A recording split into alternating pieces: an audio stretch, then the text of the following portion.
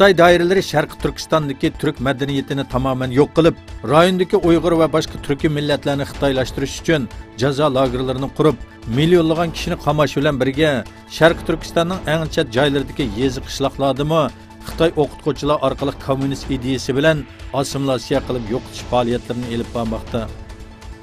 Eng yangi uchurlarga asoslanganda Sharq Turkistonning har qaysi joylarida doiralarning yezi kentlardagi kishilarni cho'ng kichik deb ayirmasdan maktablarga yig'ib, kommunist ideologiyasi orqali ming yush faoliyatlari olib berilayotganligi o'tirg'i chiqdi.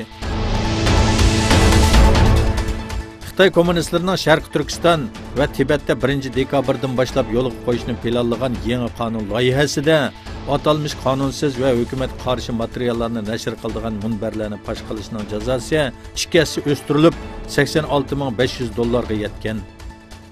Qonunga asosan atalmış milliy birlikni tahdid kuchirtadigan, davlat sirlarini oshkorlaydigan va jamiyat inoqligini buzadigan materiallarni nashr qilgan shaxs va organlar pash qilinadi. Ukraina Rossiya paraxotlarining o'q chiqarishi bilan urush paraxotidagi 2 xodimning yaralanganligini e'lon qildi. Egilishicha, atdiganda Azak dengizida Rossiya paraxotlari bilan Ukraina paraxotlari to'qnashib qolgan. Rossiya dengiz tavalligiga kirdi degan sabab bilan Ukraina paraxotlariga o'q etilgan. Poroshenko urush paraxotlarini tayyorlayotganda Amerikadan sulh chaqirig'i keldi. Bayonotda Ukraina paraxotlarining Rossiya alaydi qismining qo'lga tushganligi ma'lum bo'ldi. Ukraina taratqularida hujumda bir kishining o'lganligi bildirildi.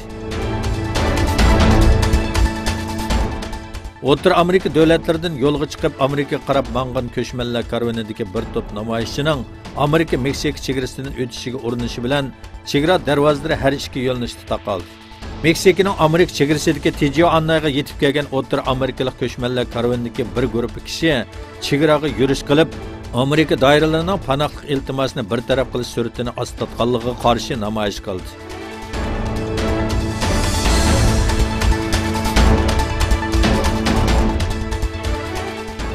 Amerika va Xitoy orasida jiddiychilik pasaymagan Tinch okeanda Filippin va Yaponiya Manila sahilida o'rtaq dengiz manevri o'tkazdi.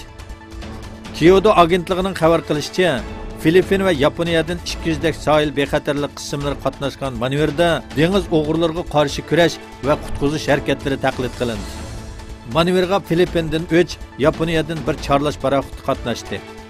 Yaqinqi yillardan buyon talash-tortishlik orollar sababli Xitoyning qo'shni davlatlar bilan bo'lgan munosabati jiddiylashmoqda.